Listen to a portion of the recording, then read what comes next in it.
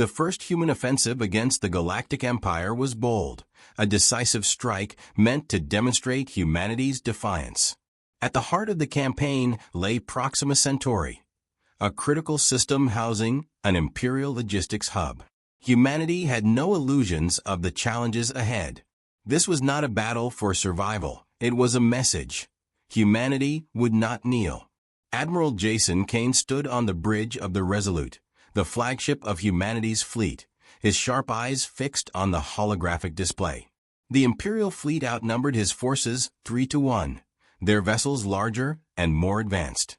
Yet Kane showed no sign of hesitation. "Patch me through to the fleet," he ordered. The comms officer nodded, and moments later, Kane's voice echoed across every ship. "This is it.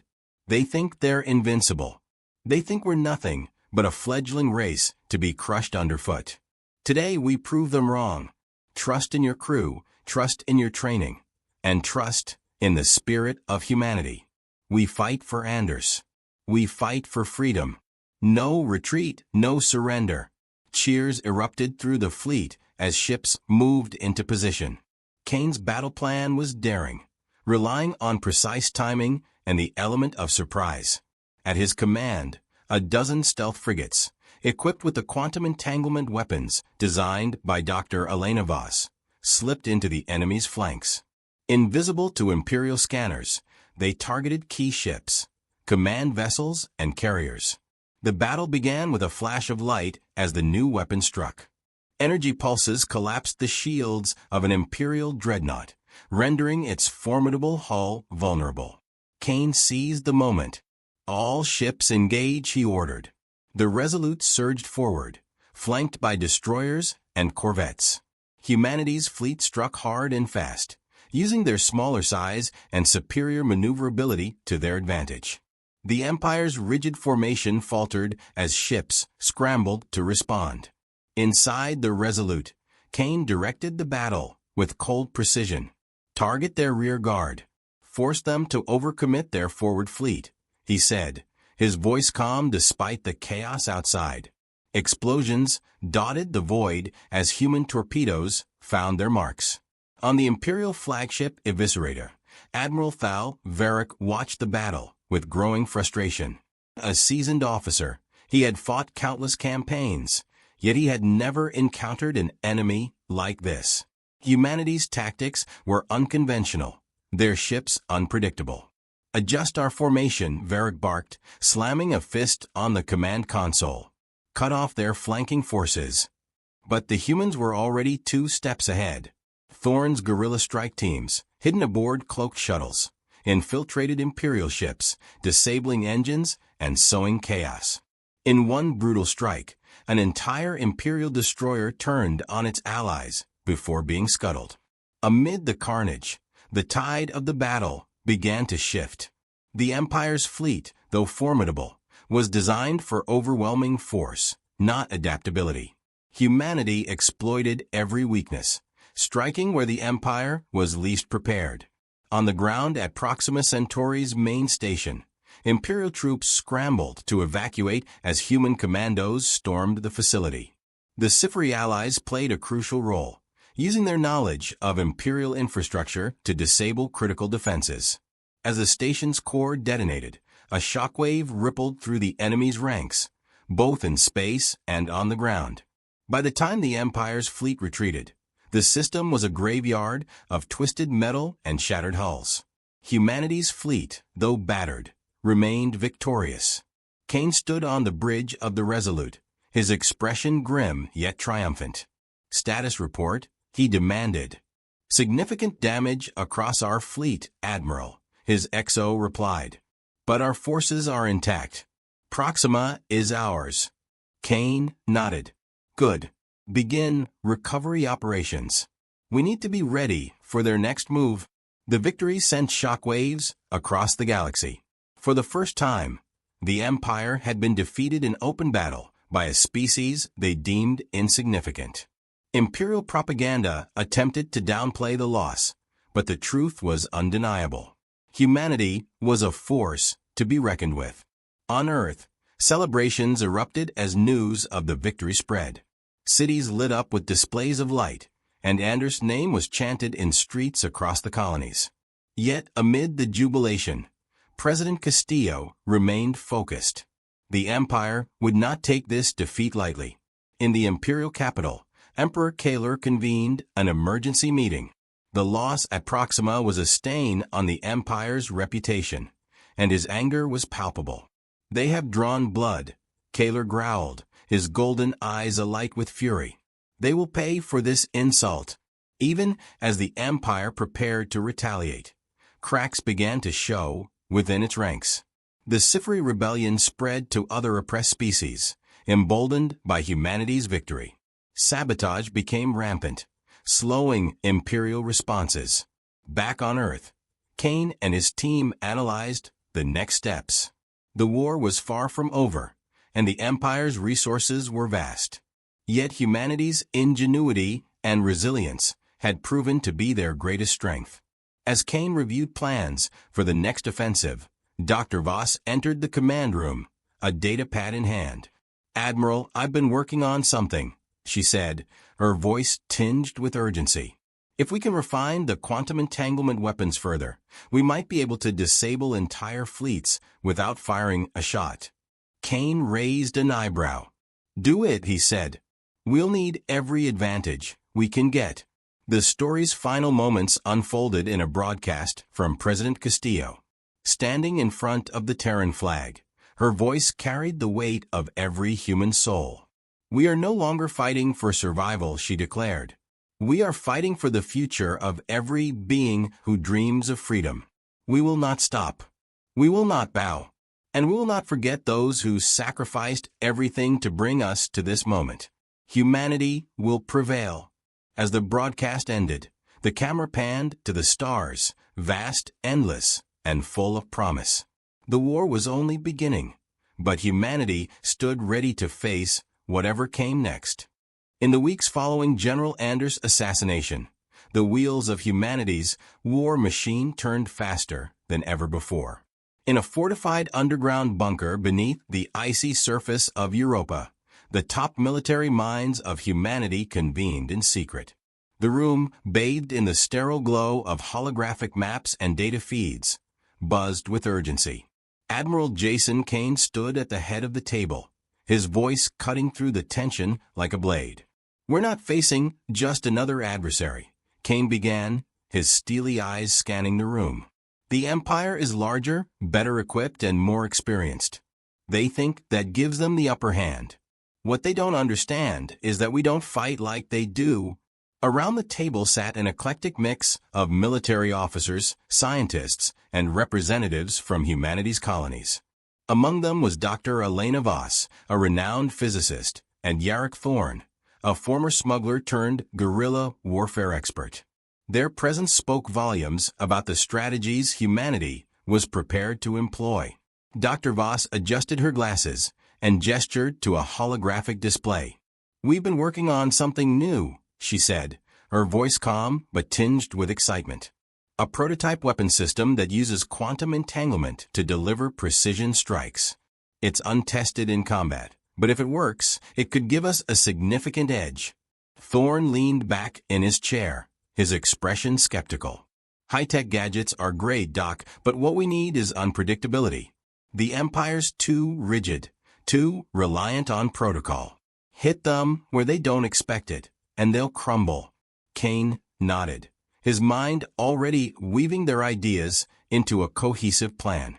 "We'll need both approaches. Dr. Voss, expedite testing of the prototype.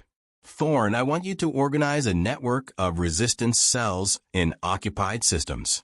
Disrupt their supply lines, sabotage their communications, make them bleed resources." As plans were set in motion, the focus shifted to rallying humanity's allies. Though the Galactic Empire's reach was vast, not all within its domain were loyal. Quietly, emissaries were dispatched to alien species oppressed by the Empire, sowing the seeds of rebellion. The Scifi, a race of brilliant engineers long subjugated, were among the first to pledge their support. Their advanced technology and intimate knowledge of the Empire's infrastructure made them invaluable allies. Meanwhile, the Empire wasted no time in retaliating. Across human colonies, Imperial fleets descended like storm clouds, unleashing devastation. On the agricultural world of Haven 3, orbital bombardments turned fertile fields into smoldering wastelands. Survivors huddled in underground shelters, listening to the distant thrum of Imperial ships overhead. Despite the destruction, humanity's resolve only grew stronger. On Earth, President Castillo addressed the people once more, her voice firm and clear. "They think they can crush us with fear," she declared. "But they don't understand the strength of a species that has endured its own worst days and emerged stronger. We will not be broken." In factories scattered across human-controlled space, production lines churned out warships, weapons, and supplies at an unprecedented pace. Massive orbital shipyards around Mars buzzed with activity as fleets were assembled. These were not the sleek, elegant vessels of the Empire, but rugged and heavily armed ships built for resilience. Civilians played their part as well. Scientists pushed the boundaries of what was possible, developing adaptive AI systems and experimental weaponry. Artists composed songs of defiance, their melodies inspiring soldiers and civilians alike. Even children contributed, creating care packages for troops on the front lines. The first fruits of these efforts came in the form of a coordinated counteroffensive. Near the border system of Proxima Delta, a small Imperial fleet patrolled complacently, their commanders confident in their superiority. They were unprepared for the ambush that awaited them. The attack began with precision strikes from humanity's new weapon systems, crippling the Empire's command ships. As confusion spread through their ranks, human forces emerged from concealed positions, hitting hard and fast. Thorne's guerrilla tactics proved devastating, with strike teams boarding Imperial vessels and sabotaging them from within. Admiral Kane directed the battle from the bridge of the Resolute, a battlecruiser bristling with firepower. His calm demeanor belied the intensity of the conflict. "Focus fire on their carriers," he ordered, watching as the enemy fleet faltered. "Cut off their reinforcements." The battle was fierce, but humanity's determination and ingenuity turned the tide. When the last Imperial ship retreated, leaving behind smoldering wreckage, a cheer erupted among the human fleet. It was a hard-fought victory, but Kane knew it was only the beginning. Back on Earth, the news of the victory spread like wildfire. People took to the streets in celebration, their spirits lifted by the triumph. Yet, amid the jubilation, there was a shared understanding. The war was far from over. The Empire would not take this humiliation lightly. As Kane and his officers reviewed the battle's aftermath, they discussed the next phase of their campaign. "We've shown them that humanity won't go quietly," Kane said, his voice firm. "Now, we need to show them we can win." In a quiet corner of the command center, Dr. Voss examined a data tablet, her mind already racing ahead. The success of her prototype had proven its potential, but she knew there was more to be done. If humanity was to stand a chance against the Empire's overwhelming might, innovation would be their greatest weapon. And so, humanity moved forward, united by loss, fueled by defiance, and determined to carve out a future free from the Empire's shadow. The war had only just begun, but they would fight with everything they had and more. The Galactic Council chamber shimmered with the cool, cerulean glow of countless starlit holograms. Representatives of the Empire's vast dominion filled the hall, their murmurs a chorus of unease. At the apex of the chamber sat Emperor Kaler, his gleaming obsidian armor catching the ambient light, a physical reminder of his authority. He raised a hand, and the murmurs died instantly. "Humanity has grown bold," Kaler began, his voice reverberating like thunder in the vast chamber. "Their ambition to expand beyond their station threatens the balance we have fought to maintain for centuries. They see themselves as equals. They are not." His golden eyes swept the assembly, daring dissent. None spoke. From a lower dais, Chancellor Ryvac stepped forward, his angular features set in a grim mask. Their leader, General Anders, is the architect of their defiance. It is his strategies that have allowed them to resist our influence in the border systems. His continued existence undermines our authority. Kaler's gaze lingered on the Chancellor, then shifted back to the Assembly. We will remind humanity of their place, he decreed. Send the shadows, far from the glittering council chamber, on the human colony of Arcturus Prime. A very different scene unfolded. The skies above the sprawling capital city were filled with the contrails of military flyovers. Below, a parade stretched through the heart of the metropolis. Thousands of civilians and soldiers alike cheered as General Nathaniel Anders, the stalwart face of humanity's military resistance, rode at the forefront in an open hovercraft. General Anders, a towering figure in his 60s with a grizzled beard and piercing gray eyes, stood tall as the vehicle slowly moved through the streets. His presence was magnetic, his reputation legendary. He had not only safeguarded humanity's fledgling colonies, but had also become a symbol of their unyielding spirit. When the parade reached Unity Square, Anders raised a hand, signaling the crowd to quiet. The sea of voices hushed, replaced by the faint hum of wind and distant engines. He stepped forward, his boots ringing against the metal platform as he began to speak. My fellow humans, he began, his voice steady and resolute, we have built something extraordinary. From the ashes of Earth's conflicts, we have risen to stand among the stars. We are not conquerors, we are pioneers. And yet, there are those who would see us broken, diminished, silenced. They believe that because we are new to the galaxy we are weak.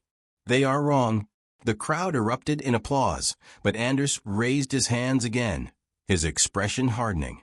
Peace is always our goal, but make no mistake, we will defend what is ours. We will stand together unyielding, as we always have, unseen by the crowd, for cloaked figures moved silently through the throng. Their movements were deliberate, their presence unnoticed amid the sea of celebration. Imperial shadows, the assassins of the Galactic Empire, were as deadly as they were elusive. Their target was clear. As Anders spoke his final words, the first shot rang out, a muted hiss, nearly drowned by the crowd's cheers. Anders staggered, clutching his chest. Gasps rippled through the crowd as crimson blossomed across his uniform. General, a young officer, shouted, rushing to his side. The platform erupted into chaos. Civilians screamed and scattered. Soldiers drew their weapons, and the shadows struck again. Another shot, another wound. Yet Anders remained standing, defiant even as blood soaked his hands. Do not falter, he gasped, his voice weaker but no less commanding. His eyes sought the panicked crowd, his hand raised as if to shield them. Humanity does not bow. The shadows vanished as swiftly as they had appeared, their mission complete. By the time soldiers secured the area, Anders had collapsed. Medics surrounded him, but the wounds were too severe. His final breath was a whisper, carried on the wind. Fight for all of us. News of the assassination spread across the galaxy within hours. On Earth, President Eleanor Castillo watched the broadcast in silence, her face a mask of grief and fury. Castillo, a sharp-eyed woman with a commanding presence, was known for her unshakable resolve. As the footage of Anders' final moments replayed on the screen, she rose from her chair, the weight of humanity's future heavy on her shoulders. Later that evening, she stood before a sea of cameras, addressing not only Earth, but every human colony across the stars. General Anders was not just a soldier, she began, her voice unwavering. He was a symbol of our strength, our unity, and our hope. His death is an act of war, a declaration from the Empire that they see us as nothing more than a threat to be extinguished. Her words were measured, but the fire in her tone ignited something profound in her audience. We did not choose this fight, she continued, but we will not shy away from it. Humanity will endure. We will rise as one, and we will ensure that those who sought to silence us learn the price of their arrogance. Across Earth and its colonies, her speech galvanized millions. Factories began converting to wartime production, recruitment centers overflowed with volunteers, and the spirit of resistance burned brighter than ever. In a quiet room in the military headquarters, Admiral Jason Kane, Anders' closest ally and heir to his strategic genius, stood before a map of the galaxy. His face was grim, his eyes alight with a resolve that mirrored his fallen mentors. "They've made a mistake," he muttered. "They've underestimated what it means to provoke humanity." As the first stars of the night sky appeared over Earth, humanity prepared itself for a storm.